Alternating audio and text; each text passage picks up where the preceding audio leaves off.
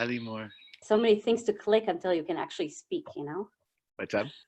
I said there's so many things you have to click before you actually...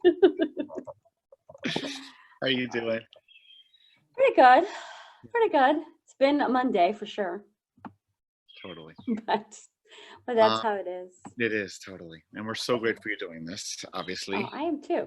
And it sounds like you talked to your parents and got kind of detailed up. Yeah? Yes, definitely. Definitely. Yeah. I think they were excited for the opportunity as well too. Good. Kind of Good. look back into things that they had.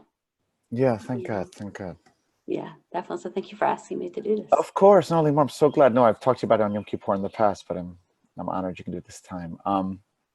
So look, I'm just going to ask you questions. Really, it's going to be your opportunity to share, and we'll go for 45 minutes ish. We'll see how it goes. Yeah. And you take your time. Clearly, this is emotional. It's and if I ask any question you feel not ready to answer, or just you can say I'm going to take a breath or pass or whatever. Yeah, of course. You can be Israeli about it. Not American. I'll try. I'll do a little background, like who you are, because I think a lot of people know who you are, and I'll say a little bit, how much we adore you. But you can say it, but then we'll kind of get more to your family, and certainly can describe a little more of like the fullness of your both sides. But then we'll just focus on, yeah, definitely. And I do have some pictures. So I don't know if at any point, then I can just share my screen or something. I can do that. Exactly. Awesome. So I'm sure that I'm gonna we'll so you have these pictures like on video. You have on no, I just put them as a presentation instead, so it'll be easier just to click. That's all. Okay, tough. All right, so we'll find a way maybe towards the end. No problem. And we'll do like a little bit. We have a special yahrzeit candle in a light and stuff. Okay, all that kind of stuff. No problem. Okay. How are you doing? Okay. I'm here on our porch. It's my new office. Yes, I can see that. A little silly, but that's a good office to have, at least, Yeah, exactly. Especially when the sun's gonna come down. No, thank God we could do things like this. This is a real opportunity for us to do something that, honestly, this is probably something to consider for the future. This kind of dynamic. Yeah, absolutely. It's a lot to think about and a lot to adjust to nowadays. Totally. So. All right. So I'm gonna have also, obviously, everyone will be muted except for me and you. And I have my phone here also. Like if for some reason we get cut off, you can call me. Yeah, of course. Is there a password for this one? Capital K, Keden, K-E-D-E-N. Okay. All right. I'm gonna start letting some people in. Okay. Yeah, definitely. Very eager. Okay.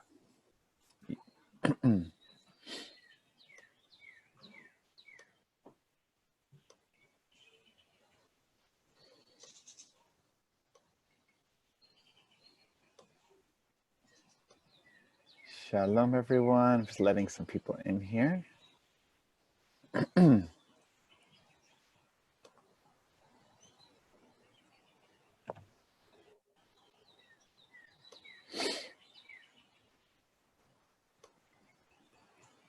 Okay.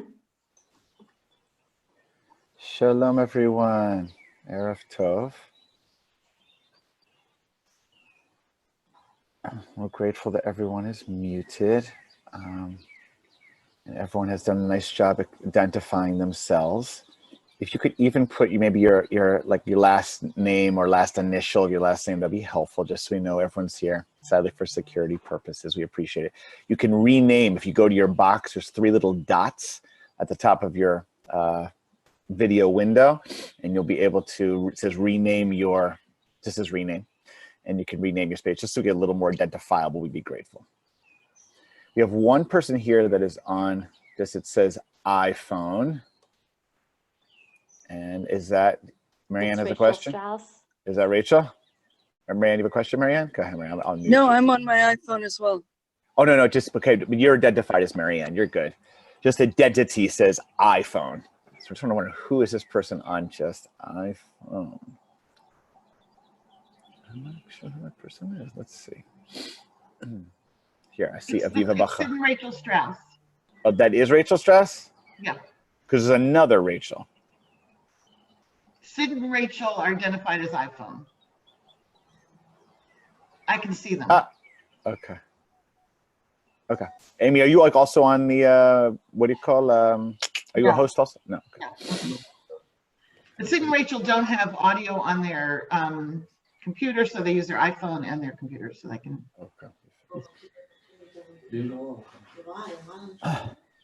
I want to say Laila Tov to the Bachar Mishpacha there. It's like, what is it, 2 in the morning? Gewalt. These people. What? Sorry. Good night. It's good night. It's night. Okay. So it's already been the beginning of Yom HaShoah. We're so glad to Yeah, have you with us. right. Welcome. Bruchim Right. Abayim. Okay. We're admitting some more people. We're taking a few minutes here to admit people. Okay.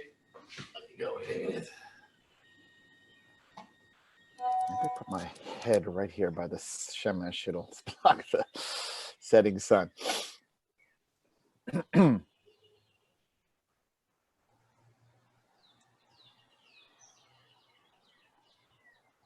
Okay, Limor, you know what? I'm going to make you a co-host with me, Limor, so that when we time to share the pictures, okay? Perfect.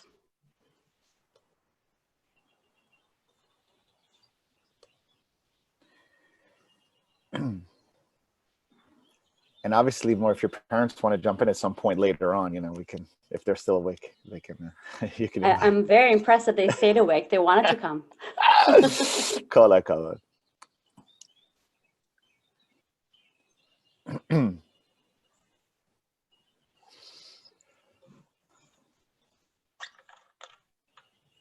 we'll just put another. Rabbi, you've got the sunlight in back of you. I know my office is not conducive to this, but I'm gonna use my big Rosh Gadol to hopefully block the sun till it goes down.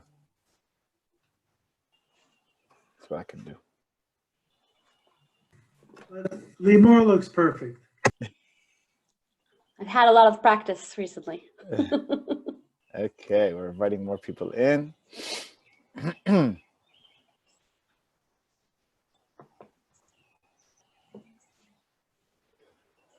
So I just want to say, before we get started officially, if for those of you that have a yahrzeit candle or would like to get a yahrzeit candle, or specifically have the yellow Shoah candle, if you want to, we will have the opportunity to collectively light them together towards the end. So if you want to make sure you have that, and obviously a lighter, you can certainly grab that now if you'd like. Now there'll be opportunity later. We'll also be reciting the Mourner's Kaddish towards the end, which we'll have on the screen. But if you have a special siddur you want to use, you should feel free to gather that too.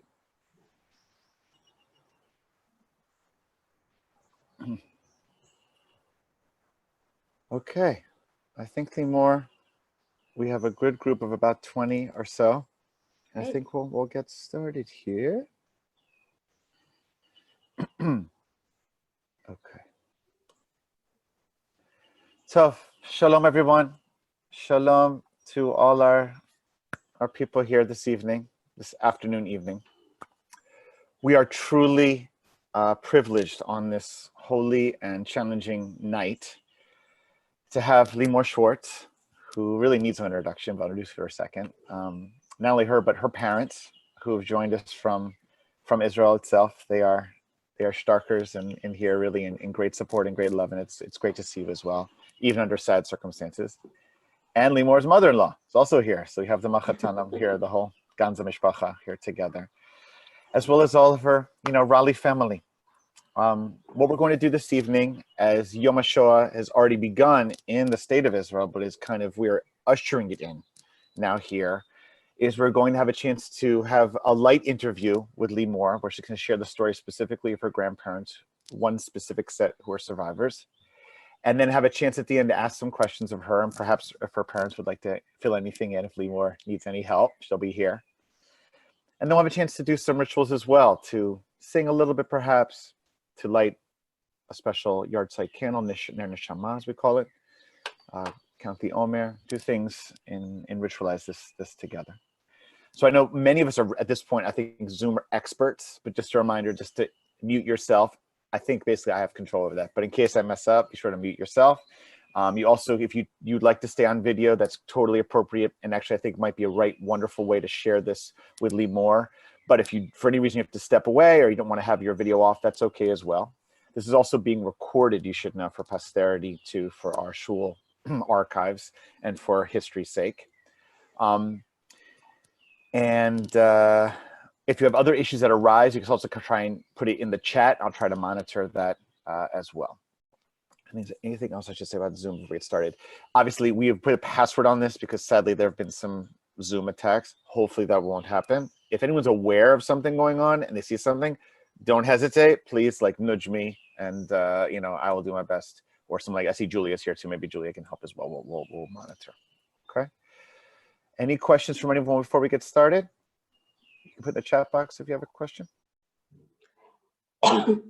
Okay, Sybil says she wasn't prompted with a password. Gewalt. Okay, that's interesting. All right, hopefully we will. It was supposed to be Kedem, but hopefully. But thank you for Sybil. Any other questions or I points? wasn't either, Eric. Gewalt. I didn't get a password prompt either. Okay. All right. Let's hope. I don't know. This will be interesting. Julia, should I make you a co-host and we to really monitor tight, Julia? Is that possible? How many co-hosts can we make? Because I made one for Limor. Is there a limit, do you think? No, I think so. Okay. I'm gonna make Julia a co-host just in case. Is the chat active? Because I keep trying to do that and it keeps kicking me off. So it's the chat side is not active yet? It is, according to me. It is active. I can see it. I can't see it. Okay. I don't know why. And how do I share? There it is. How did I make a co-host? Oh, okay. I just did it before for Limor. Julia, how do I add a co-host? Where is it? Click on the 3 dots above Julia's name. Oh, of Julia's name, so okay.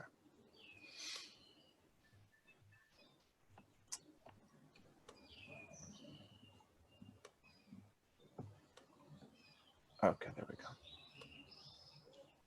go. Okay, Julia, I just made you a co-host. Okay, just in case. I'm surprised. We've been very good about tightening up security. Tov, what I'd like to do also, and Limor is also going to be sharing some pictures as well. So just to put us in a frame of mind, this is obviously very intense for all of us, Yom HaShoah, but particularly for Limor and her family. We want to really honor that and not only thank her ahead of time, but to say that there may be times where she needs to take a pause, or perhaps there's something a bit too, close to home. And we should say, Limor, we're so grateful to you. So just to kind of put ourselves in a kind of a spiritual moment of, holding our hearts and in the right spirit, I wanted to invite us to, if I can share my screen, thought we would sing one song of Eli Eli. If I can get to it here. I don't seem to be able to get to it. Gewalt.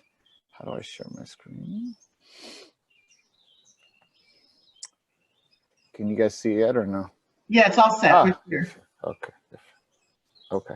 For those of you that know it, definitely feel free to sing with me in Hebrew or transliteration. But it translates as, my God, may these things never end. The sand in the sea, the rustle of the water, the lightning in the sky, the prayer of a human being. You'll see at the bottom here, this is written by Hannah Senesh, who herself has an unbelievable story of a woman who made Aliyah and went back and parachuted into Nazi-occupied territory and sadly lost her life in an effort to free those entrapped by the Shoah. It goes like this. Eli, Eli, shelo yigamer le'olam, ha'chorei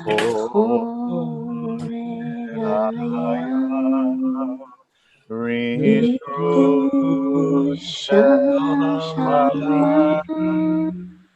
beragash hashamayim, tfilah ha'adam, ha'chol v'hayam, rishush hashamayim, beragash hashamayim, tfilah ha'adam. Okay. We now come back to our screen with all of our participants. And so, little introduction of Limor. Again, for many of us, I think she doesn't go without introduction. But Limor, if I remember correctly, came here to Raleigh as a shlicha, I think representing Israel, the state of Israel, to our JCC camp.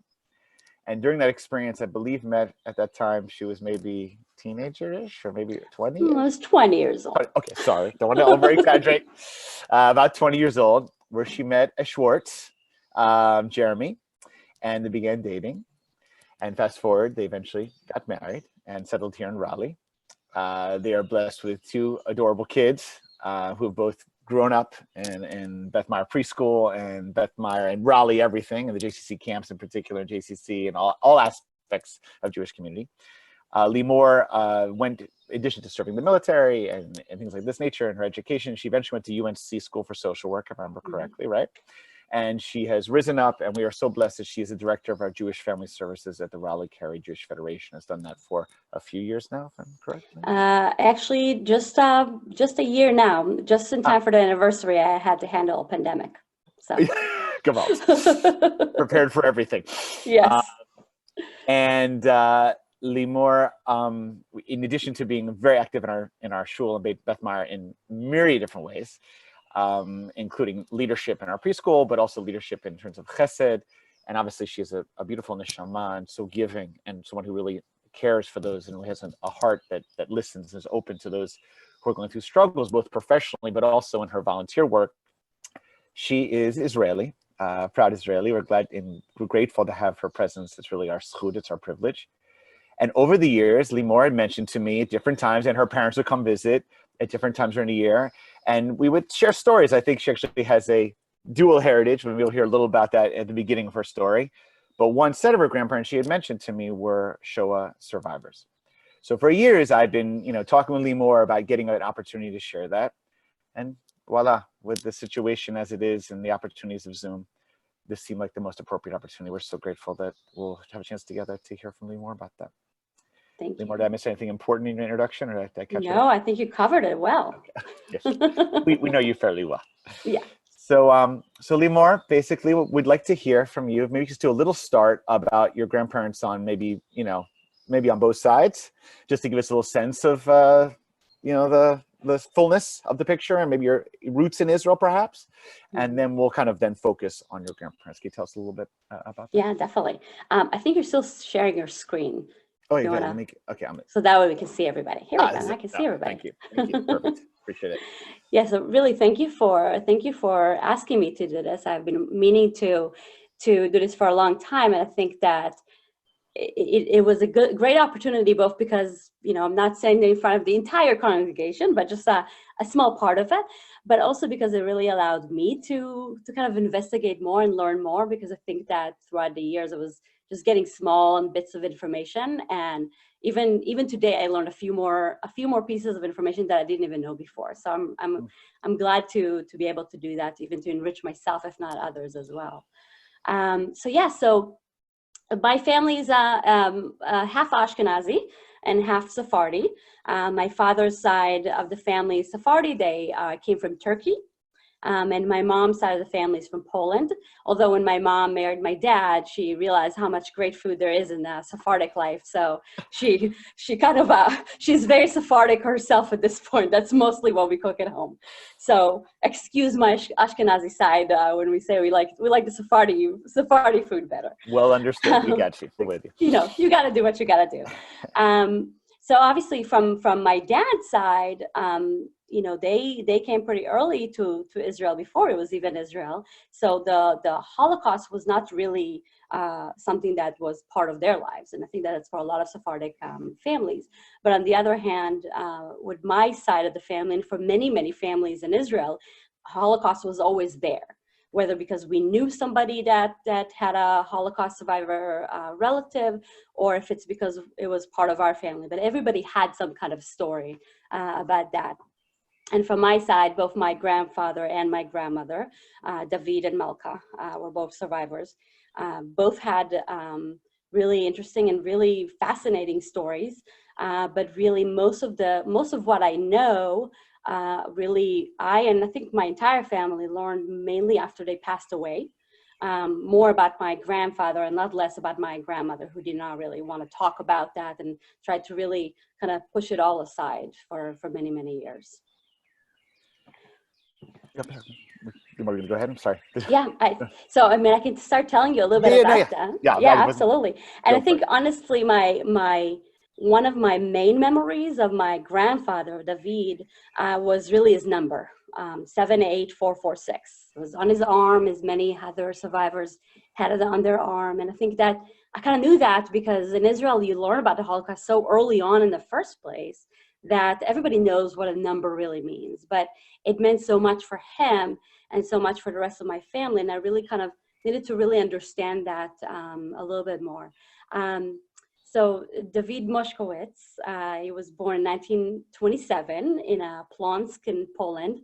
And I think one of the things that I remember from him, and honestly, I don't even know if I made it up or not, but what I remember from him is that I was told, maybe my parents can wave, no, if that's not the case, but I was told that their family lived right nearby to David Ben-Gurion's house. Oh, yep, wow. I was right. Okay, good. Okay. So I guess like in my mind, I always kind of assumed that they were playing together and they knew each other really, really well. And that was kind of a memory that I always wanted to have. Wow. But really, you know, he was born to a family, a big family of 8 siblings, like many other families in that time were. And he was 12 years old when the war started. He was the 4th child of 8. And when the war started in 1939, the entire family was banished from their comfortable home and moved into the ghetto in Plonsk, to a very tiny apartment. And I think, like, you know, in the wide places that we all live with our yards and with our big homes, I can't even imagine a family of 10 living in a tiny dark apartment, or one they were not even asked, you know, they did not really want to even be part of.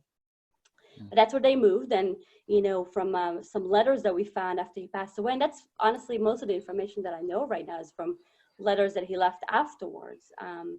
They, I guess, thought it will be just a temporary inconvenience. It's okay, you know, everything will be fine.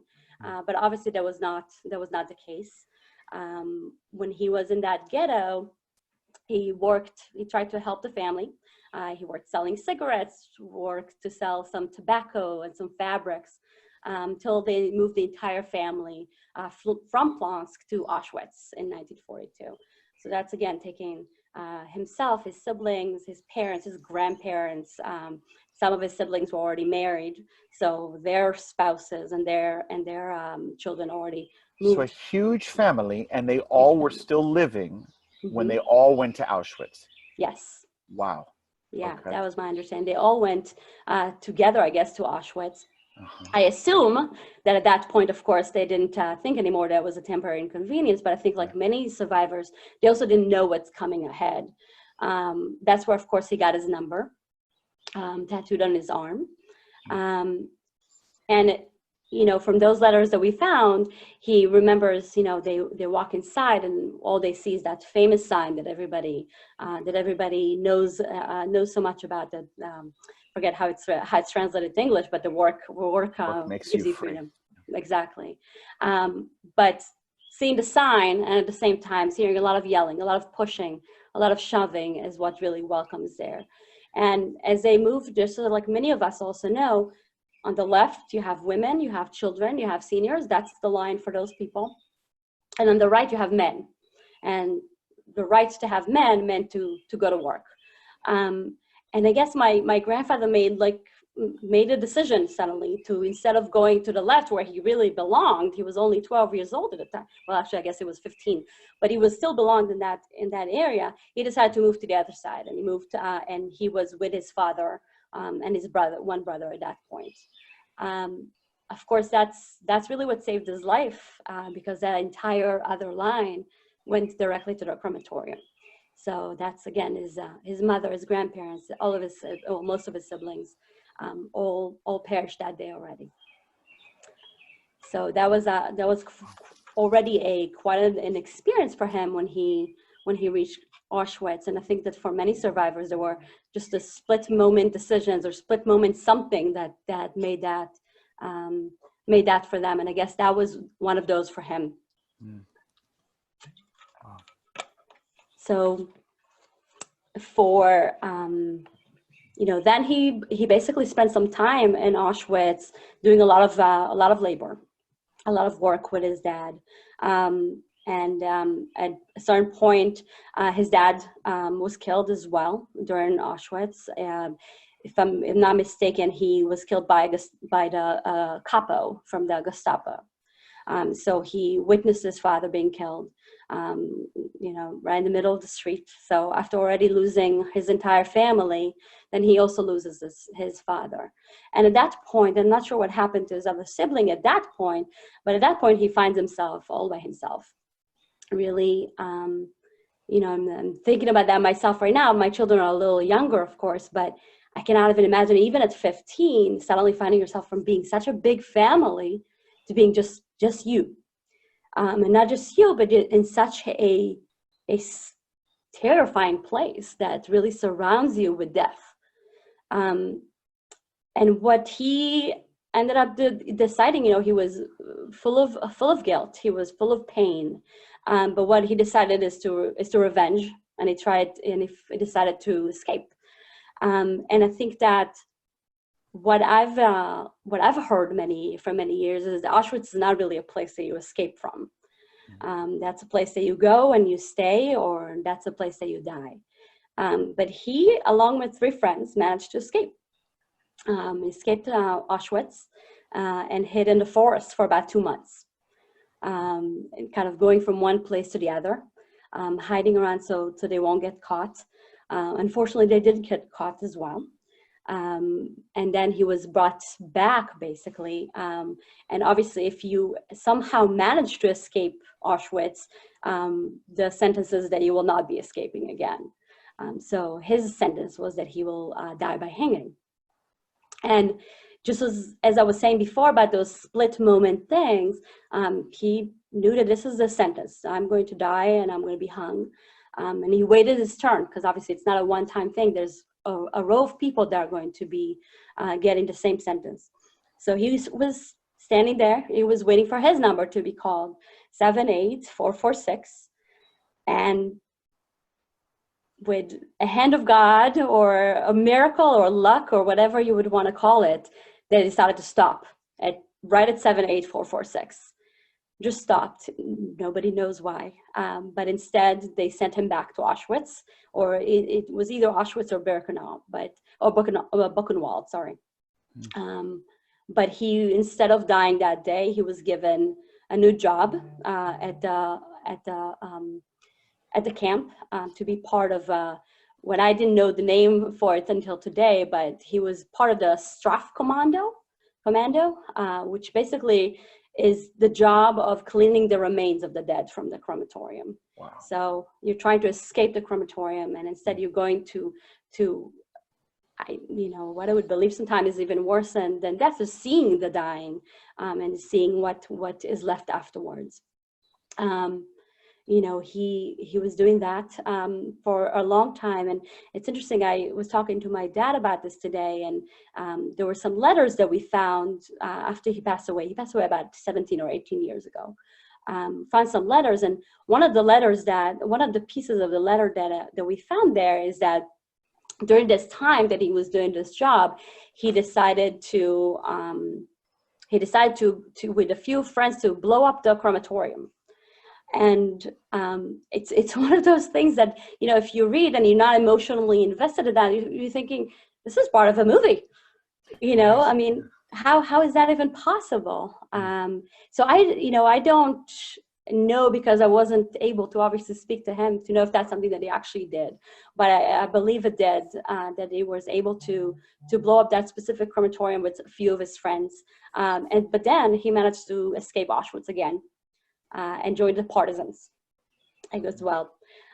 They fought in the forest for months, then eventually fought as well with the Czech army until it was liberated in 1945. So he went through a lot of different things in a few short or very long years, until he was freed when he was 18 years old. So just to be said, so then was it true that his entire family did die and was murdered? Is that true, or did he find other relatives later? So he did find a few relatives later. He ended up finding in Germany, if I'm not mistaken, he found 2 of his sisters and his oldest brother. So there were basically 4 of them left. His oldest brother lost his entire family. His oldest brother was married, had children, and at that point, of course, was alone. He also lost both of his legs during the Holocaust. So he was there with 2 of his sisters and his brother with a disability. And they really had to make a decision as to what they're going to do and where they're going to go. My understanding that at the time, the conversation that they were having is that the women really wanted to go to the United States. But the men, and I'm pretty sure from history that's correct, but I don't know if they made that assumption or if they knew at the time that the United States will basically not be accepting a person with disability. So they decided that would not be the place that they would go. So both of them headed to Israel. And that's exactly what happened. And that's how they spent all of their years. I had my mother's aunt, Yaja, and my mother's aunt, Zosha. They both lived in the U.S. Yaja is actually the last one that passed away. She lived in Muncie in New Jersey. She was the only non-Orthodox Jew in our entire Muncie, at least that's what she said. She had this beautiful little home that was kind of surrounded by this perimeter, and everybody knew we're not touching this one. She's not Orthodox, but that's okay. Wow. So we went and visited her a lot. So for years there were, well, I don't know if they were going back and forth, but my grandfather and grandmother went and visited them in the US to have family together. But, after so many years of being separated already, and then they had to make this other decision to separate from each other, that just in order for 2 others to be together for a while. So just to bring up this story, I mean, Israel is its own powerful story. I don't want to go too much on that one yet. I want to come back, but I would say, so they eventually made Aliyah, the men, your grandfather, other men, that they made Aliyah, and they arrive in late 40s before Israel was established as a state. They, if I'm not mistaken, they arrived in 1949. Oh, they came on a refugee boat, which, if I'm not mistaken, that's exactly where he also met my grandmother. On the boat. Wow. Yeah. It is like a movie. Wow. Yeah, but it's at the same time, it's a very that piece, I think, of the story is very similar to a lot of other survivors. They come alone with nothing in their hands, but they meet somebody and they create a family together. It may not be the most romantic love story for many of them, but that's exactly how it happened for many, to kind of rebuild what they've lost. Yeah. So. All right, so let's just pause for a second. We'll talk about Israel more later. So correct. So this is just your grandfather's story. You also have your grandmother's story. So why don't we hear that? Yeah. And then we'll ask some questions about how this affected your family. So absolutely.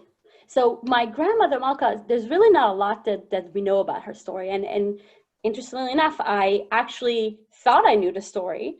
And I read something today that I got from my uncle and found that it's actually not the story at all. But that's because she really didn't want to talk about it. And neither of them really talked a lot about it, but I think that she just refused to talk about it and didn't want to share too much. What I do know about her is that she was born in Galicia. I think that's how you say it. Galicia, that's right. Well, in Hebrew, that's exactly what you would say. So, and she was 9 when the war started. She was also one of 8. And it seems like, when the war started, she ended up somehow in a camp with her mother and with all the siblings. But there was a certain point that her mother escaped the camp along with Malka and 2 of her siblings. So while I don't know the details, I can only imagine what it would be like, right? That a mother would basically just take 3 out of 8 children and escape a camp, as to how horrible that may have been.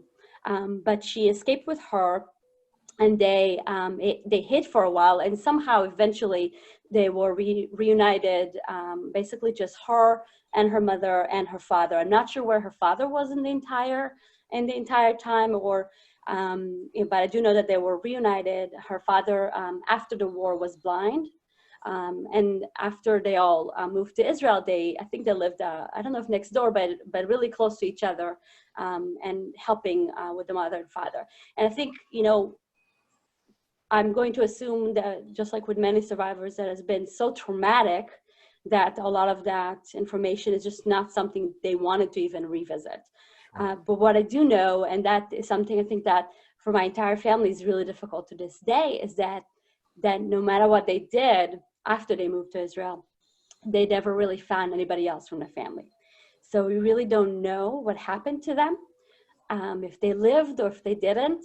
A few years ago, after many different processes that they tried, a few years ago, I know that my mother and her siblings were, I think they had a private investigator that, like a lot of different families do, were trying to find some people, and they somehow connected to somebody in the US that had maybe some kind of familial connection. And until now, we really don't know if that was the case. I know they kind of developed a nice relationship with them, and if you look at each other's features, there may be something there. There may be similar, but beyond that, we really don't know. And I think that again, for a lot of families, that is the case. That's really what they came with, is that they really didn't know what happened to the rest of their family, and that really was the case with my grandmother.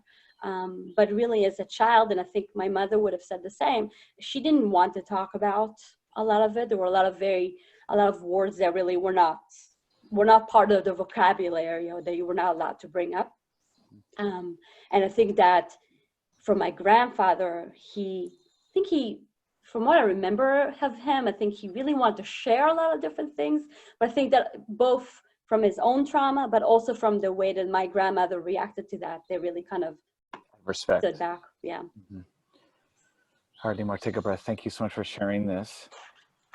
So if your grandfather died, you said 17, 18 years ago, your grandmother lived until? So my grandmother actually died about a year before him. She died peacefully in her sleep. Okay. And then my grandfather died, if I'm not mistaken, almost a year to the date when she passed away. He really kind of declined after she passed away. And so you were like a teenager around this time? I was already in the US. So unfortunately, they both died when I was here. So I didn't really get to. Okay, but so you really knew them. Yes. I mean, you really knew them well, although I understand they didn't always share all the stories, which again is a totally understandable and somewhat common depending on the situation. Of course. So come back. You said that your grandfather had the numbers on his arm. Mm-hmm. You didn't mention your grandmother. And I'm just curious, like, when you interacted with them, I understand you're saying it's kind of like an unspoken thing, perhaps. Yeah. But even how did they, like when Yom HaShoah happened in Israel, how did they relate to, did you honor it with them? I mean, did they do certain things about, mourners Kaddish Tom, something of this nature? I'm not, I'm not really sure about that. But what I'll say is I think that it's very different in Israel to commemorate, to remember the Holocaust, but because it's really all around you. So you don't even have to necessarily be with the survivors to take part in this big day, right? So at 10 a.m. every year during this time, there's a siren that goes off for 2 minutes, and the entire country stops. So children as young as 5 may stop, and they'll put their head down, and they will think about what their thoughts were. So for me, at least, that's our then. TV stops. All the TV shows on Israeli TV are Holocaust shows. So if you had a very close connection, or if you had a very distant connection, you'll be connected that day to the Holocaust. So while I don't remember specific things that they would do to remember that, what I do know is 2 things. I know that in our family, just like with any other family, well, most other families of survivors, there's always somebody that is kind of chosen as the memorial candle. And that was my uncle, the oldest son. So he was, even though my grandparents did not really share the information, he took it upon himself to really remember, to really learn more, to the point that he became an artist. He's a very successful artist, and but his entire art is dedicated to remembering the Holocaust. It's very focused on the number that my grandfather had, and really learned a lot more about the story through small pieces of information that he got, and was able to also get from my grandparents. So then, Limor, what does Yom HaShoah mean to you, and maybe your family? You can speak on, because it's more than, as you said, it's a national, it's a Jewish peoplehood Yeah. It's a Israeli, it's a personal, it's your grandparents, it's your family. Yeah. What does it mean to you when you think about Yom HaShoah? What does it bring to you?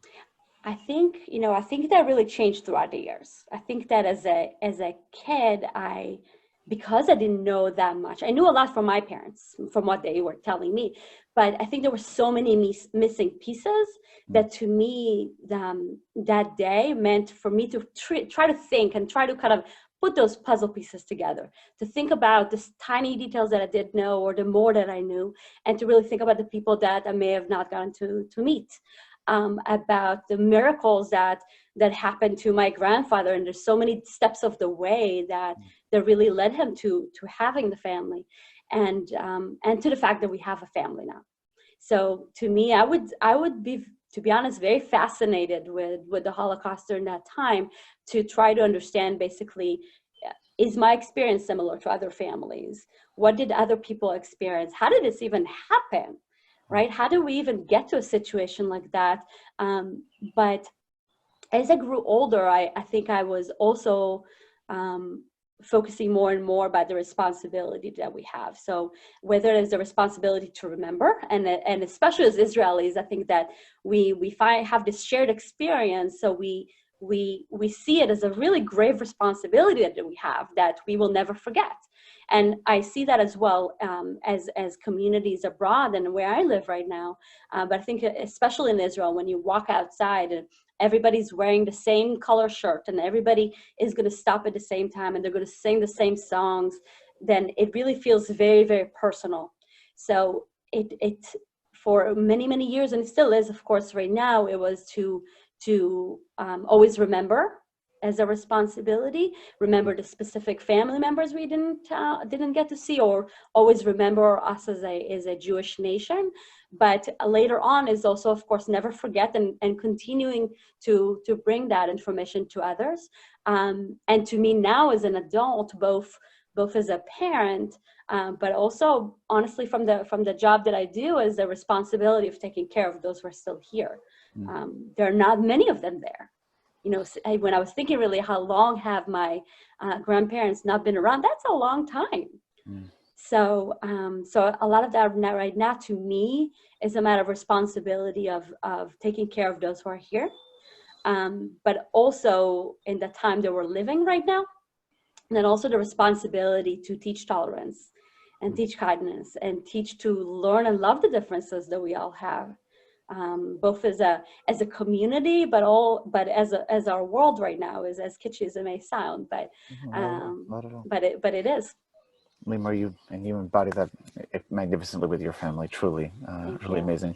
I'm just going to ask a few more questions. I want you to know, if you all would like to ask questions to Limor, you should feel free to write in the chat box some questions, and I'll help. Grab them. And I would love to show you pictures. I forgot. Yeah. No, definitely. We'll go. Yeah. So we'll do. I want to ask you then about Shira and Sivan. You're adorable and smart and home learning kids right now. Yes. They're young still. Sivan's, what grade is she in now? Gewalt. Sivan is in second grade. Gewalt. And she is in first. So, what have you done? Have you not? And this is no judgment, of course. It's complicated. And do you have intent? Just knowing you probably do have intention, and Jeremy, you probably have intention. Have you thought about how you want to talk about that? Have your parents maybe introduced anything, or how does this come up? What would you even say you want to pass on? That might be even a little more different or nuanced about what you're saying here. Clearly what you're saying here is you're going to pass it on too, but yeah. I have that. I think about this to myself. I talk to Jeremy about this every year, and I actually had a conversation with Sybil about this, like only yesterday, about where and how. Again, in Israel, you start from a really early age, right? You may not have learned the specifics of the Holocaust, but you're in kindergarten and you can talk about the Holocaust. And me as a parent right now, I'm thinking back, I'm shocked. Like, how did you do this to us? Now, I'm not traumatized, obviously, but at the same time, I couldn't even bring myself to really talk to my children about it at all. And, it's interesting. I was kind of writing some stuff to myself on Sunday when the kids were having religious school. And so I'm I'm doing my computer, and behind me are my kids, and Amy's talking in the back, and Amy's mentioning the Holocaust. And I was really listening to what Amy was saying. And Amy, first of all, you handled it beautifully. And Amy has many, many years of experience, so she knows how to do it.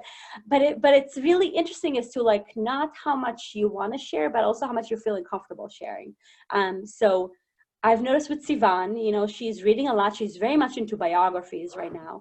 So she found herself reading some things about Pearl Harbor recently, and she's asked some questions, and we didn't really talk much about this side of the family at all because they're not present, so they don't really see them. But they ask questions about, so whose grandparent is who, and who is the great grandparent? So we talked about it in general of there was a time many years ago that a lot of people died, and we do light the candle every year, but we didn't really discuss the Holocaust too much yet.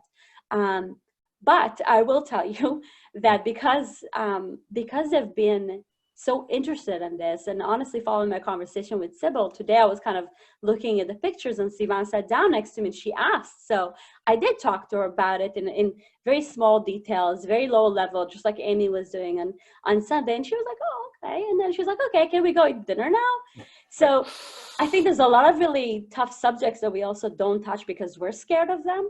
But our children may not be as, you know, they're resilient just like all of us, and they may not be as scared now. I may not go through those really, you know, gruesome details so quickly, but I think that it's really important that we'll teach them. So I still kind of stay on the kind of low level right now, and I'm hoping that with time, I want them to learn, and I want them to pass it on. I want them to know more and more of the details of their family, even if they didn't really get to meet them. It's beautiful. So you said you have some pictures, and we have the ability for you to share the screen. So are you able to maybe show us some of what you have? Absolutely. One Wonderful. second. It's not a lot of them, but I'll show you a few that I have.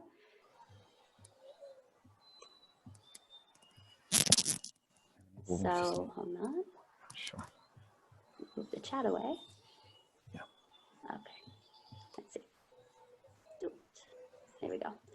So I got a few of those pictures from my parents and my uncle, because obviously there's not a lot of pictures of my grandfather in his early age. So this is a little bit of what we have. This is him as a partisan, and then in this group picture that you see here, if I'm not mistaken, he's standing there on the left. He's the second from the left. With the white shirt that's kind of open? I think so, with the collar. So hard to see nowadays, different kind of things like that. Well, it's similar to the picture on the right. I think there's a similarity, the hairstyle. Yes, yeah. That's kind of what I was looking at when I was doing that.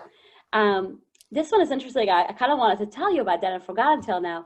This is, you know, my grandparents, what I remember from their home is that they had a lot of things. And I think, like, you know, a lot of older grandparents have a lot of little things in like a big glass cabinet and things like that. Yes, we call tchotchkes. Yeah, exactly. The tchotchkes, especially that we are not really going to want right now, but some of them always do have some kind of value. Yes.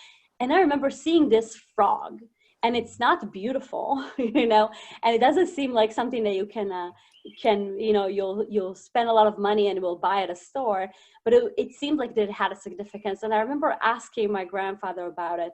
And to be honest, I never really realized that other people in the family saw this as something of such significance until I got this picture today from my uncle with the written explanation of what it was. So when my grandfather was in the Partisans, he found this frog, this random crystal frog. And he, I guess, kind of like fidgeted with it. He was kind of playing around. He always kept it with him. And this one day, you know, he was playing around with that as they were waiting for a big caravan of Nazis to kind of pass by for them to shoot. And he was playing with it and it fell down. And he bent over to go pick it up. And the moment that he bent over to pick it up, bullets shot right above him.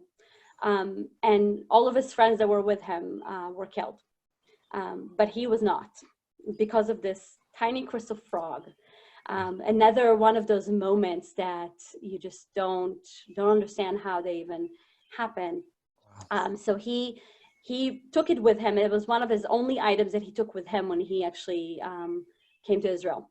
So it was a lot of significance for him, and I think that it kind of maybe, I don't know, radiated to me and to other people in my family that was important for us. Let's see. It's not letting me go. Second, sorry. These are my grandparents. Wow, wow, beautiful. David and Malka. Wow. Again, as part of the only small bit of pictures that we have of them. But this is on their wedding day. It's a beautiful picture of the wedding. That's gorgeous. Wow, it's special. I think, if I'm not mistaken, they got married in 1951. They moved to Jaffa, but eventually lived in Holon with my family. And this is their family. So on the right, we have a color picture of my entire family. Yeah. So of course my grandfather and his wife Malka. This is Chaim. He is the oldest. He was one you described as the one who took on the role of an artist and. Yeah. So he's the artist. He's Chaim Benjamin. He was named after one of my grandfather's siblings that perished. And then the second child was Penina, which means pearl. And then the twins. I have no idea. I should have asked my mom this, who is who. But my mother Aviva and her sister Tzipora. The four of them lived all together in this tiny apartment in Holon. So what did your grandparents do? What they end up doing as jobs, or? I don't know if my grandmother, I think, raised the children. I don't think that she worked. My grandfather, from the last job that I remember him having was at a co-op. So it's a big was a big grocery store chain in Israel. I'm not sure what he did there, but I remember like him taking me to work one day and hanging out with his coworkers. But it's my understanding that he couldn't work too much. Of course, as many survivors have that experience, he had a lot of physical issues, a lot of health problems, and some mental health problems afterwards as well. So it was very difficult for him to do too much of the work. So this is Malka and David. And the bottom picture is I think is one of the last pictures that all of them have together. Obviously, after my grandmother passed away, this is actually in the cemetery right next to my parents' home. So after my grandmother passed away. Beautiful. And this is some of my uncle's art. He did a lot of art that is dedicated to the Holocaust. A lot of his work is in wood, and a lot of it is profiles, kind of looking at the way that people were taking pictures during the Holocaust when they were getting their numbers. And then last but not least, I wanted to show you this picture. It's not of our entire family, but on the left is myself with a little... in the pink dress or whatever that is? Yeah, it's a little Red Riding Hood that my other grandmother, my Turkish grandmother, sewed, that I was fortunate enough to take with me. My daughters wore it as well for Purim a couple of years ago. And then on the right, this is already after my grandmother passed away. David is here in the middle. But he was they were both fortunate enough to have 10 grandchildren. And if I'm not mistaken, we're up to 12 great-grandchildren now. So they didn't get to meet the great-grandchildren, but that's all of us in his home, not long before he passed away. Me with some blonde hair that you will probably never see again. And well, you've given us such a gift. All right, there's a couple of questions I see here in the chat box. Let me see.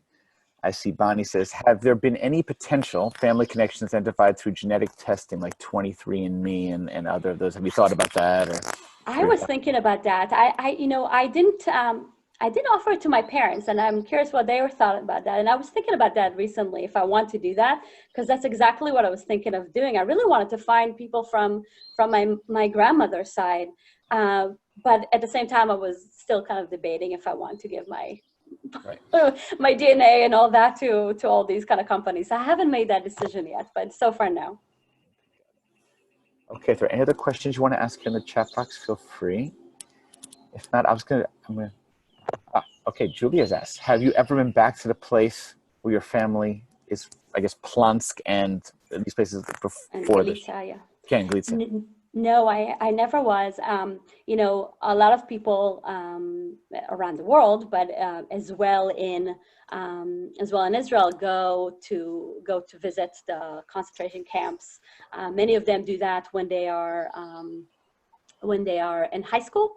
I didn't get a chance to do that, and I really wanted to do that. I really wanted to experience that and really kind of walk where they did, but I never really got to do that. I hope that one day I will. Maybe if my daughters will want to do that, maybe I'll go with them one day. Yeah. Okay. I don't think my mother did either, but I know my uncle has. Sounds like something would be his character or style. Yeah. Limor, does your mom know anything about how your dad actually escaped Auschwitz? Is there anything more that maybe your parents could fill in here about this? Do you know, Ima? Hold on, he's going to they unmute have himself permission. over there. We don't know exactly how did he escape from Auschwitz. Okay. The only thing that we know that he had some work somehow, and he take the advantage to escape. This is the thing, we don't know. But we know exactly where was the place that he had to be hanged. Last time that my son of my daughter goes to Auschwitz with the school, he goes to exactly the same place, and we asked him to make a Kaddish in this place for all the Holocaust persons that perished there. That's it. Wow, that is so powerful to think of that. The only thing that I just want to add a little bit about Limor. In 45, he was in the end of the war. He was joined to he helped to fight on Prague, on Czechia, and when the war ended, he decided to go back to Germany to try to find if somebody was still alive there. So when he came to Germany, one of the daughters or one of his sisters got married with American soldier, Jew, Limor Tsiaja, and they lived after that in Monsey. And when he found her, both of them tried to search again, and then they find Moshe is his brother, and she goes to the States with her sister, the other one, Yaja, Zosha, and both of them go to Israel. They didn't want to go back to the other place except Israel. This is the thing. And if I may, I have another thing to say. Please. The brother of Limor's grandfather had 2 pairs of twins. 4 of them was murdered by Mengele. Wow. So, as Limor said, he never wanted to speak about these things. He never ever speak about it. In the and at the day of the Holocaust in Israel, at that day he didn't want even to get out from the room. He just was in his shell and didn't talk anything. Wow. Like on Yom HaShoah, like right now, this day. Yeah. Yes. That's it. Wow. And about her grandmother, we try to find and look about if there is somebody that survived from her brothers. Malchus. We try to find, Malka. All we know that somehow in the beginning of the war, when the Germans invaded to Poland and the Russians came to Poland, they split Poland to half. So somehow part of the family of Malka escaped to Russia. I think it was 2 or 3 brothers, I don't know, we don't know exactly. But then they disappeared. So we try to find something. We sent letters from to the Red Cross to try to find if there's somebody there. We never ever find anyone or any sign of them. Nobody knows what happened to them. No, it's remarkable how much you have, in a sense, given how challenging the times are, to hold on to this. And people can't hold on to anything. You know, only hold on to a good like item like the tzfardea, right? Yeah. Because you can't you take what you can carry. You know, it's amazing what there's so much loss in addition to life. There's so much loss of history, of roots, of what happened. You know, but we're so grateful you shared this with us. So grateful. Really, Limor, and to your parents as well, you really, you know, you all model what it means to really be passing on from generation to generation, both the memory, you know, never to forget, but also to live up the values of tolerance for all, not only for hopefully protecting our people through JFS, for example, but also just, you know, all people in all places. And we're in turn so grateful that you're part of our community, and your parents too, by extension, part of our community too. We're really grateful. So what I'd like to do here to wrap up is we're going to have an opportunity here to recite the Mourner's Kaddish, the Kaddish Tome. And I know there are people here on this Zoom call right now who have specific people who they are thinking of, who they're holding in their hearts specifically at this time. So what I would like to do is, if you have a specific name or set of names that you would like to honor before we recite the Mourner's Kaddish together, and I'm going to share my screen right now of the Mourner's Kaddish. So it's here. I'm going to go through and I'm just going to invite you, if you'd like to raise your hand.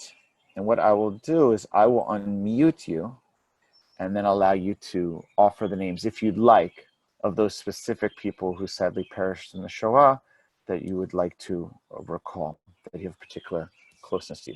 Of course, you can pass as well. I know there are a number of people here that don't have their video on right now. So if you'd like, you also could just put the names in the chat box, and I will read them out as another option as well. So Limor, let me just start with you. Are there specific names, or with your parents perhaps, that would like to remember from their family that they remember specifically? Any specific names? Can't unmute. Okay. To tell you the truth, most of the names you don't even know them. Right. I only know the name of the father of Aviva's father. It's called Chaim Binyamin. Chaim Binyamin. Yeah. So we'll take Chaim Binyamin and the Mishpacha. Roter and Moshowitz.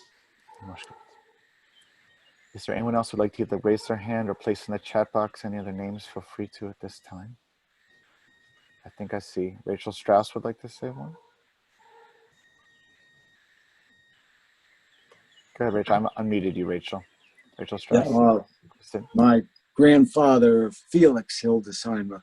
I don't know his Hebrew name, but it was Felix Hildesheimer. Thank you, sir. Does anyone else like to offer a name or other names?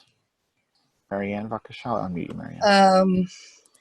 I unfortunately have a long list of names, which I usually read when there's the Beth Orr usually has a reading where they spend all day reading names, and I bring my own list, which I'm looking for right now.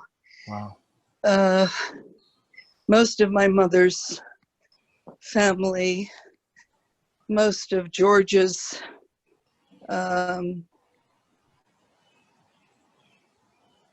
and I'm just going to go to the chart downstairs. I tried to start a genealogy thing, so I'm just going to read from the list that I have here. I don't know if you can see. Yes, underwall. Wow. And all these yellow stars. Wow. Is just my mother's family, so I'll just do those names if I may. Sure, please. Elka got health, and her husband Chaim Tribble and their 2 children. Moritz, who married Anja got health, and their child, and Yusha got health. Rivka got health, who married Michal Plachta, and their 1 daughter who perished, the other son, made it to Toronto. Ignaz married Roma Steinberg and perished with their son, Yurik. Malka, Manya, God health. Lucia, Alla, Pavel Pshejich, Marisha, and Moshe Alter, the first husband of my favorite aunt, who luckily survived. And that's just my mother's family. So, yeah. I didn't realize. Thank you for doing this. Of course, And thank thank you you, for sharing. Limor. Thank you, Marianne, for sharing that. Are there others here in our call that would like to share? Any others? I'm gonna look here in the.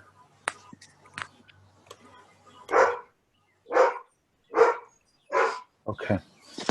So at this time, in honor of those who perished, you see the mourner's Kaddish on the share screen. Invite those who are able to do so to rise together for Kaddish. Yitgadal v'yitkadash Shemei Rabbah Bi'alma divra chirute v'yamlich malchute b'chayechon uvyomechon uvchaye dechol beit Yisrael ba'agala lan kariv v'rimru Amen.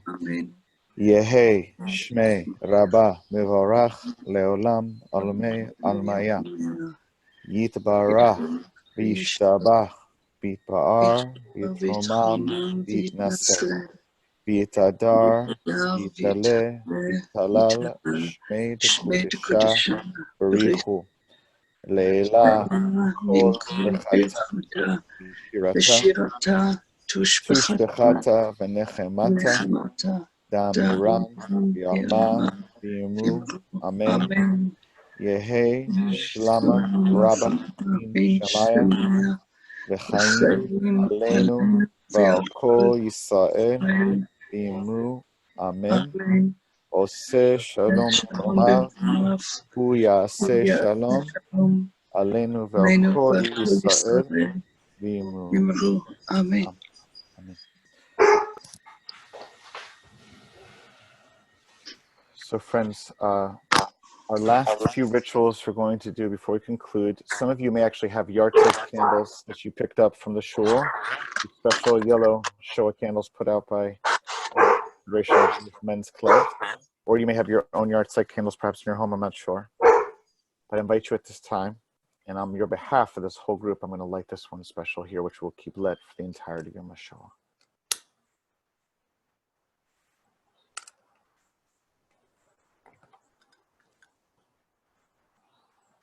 I'm going to place it next to my computer right here.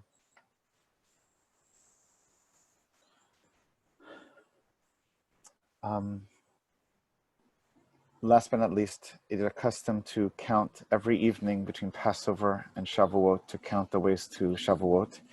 This period is so unique because on the one hand, it's spring. You know, there's special things in spring here in Raleigh. It's a gorgeous night for those who can see. Some of my favorite beautiful times being in Israel actually during the spring. It's beautiful, things are flowering and life is coming, and this period is so special. At the same time, this period is filled with it's a complicated period. Even in our tradition, it's a period of some semi-mourning. And not only do we have Yom HaShoah, but soon Yom HaZikaron. Now, thank God, also Yom HaTzmaut, but still, like there's a complicated set of feelings that come in this period of remembering those who've perished, who are no longer with us.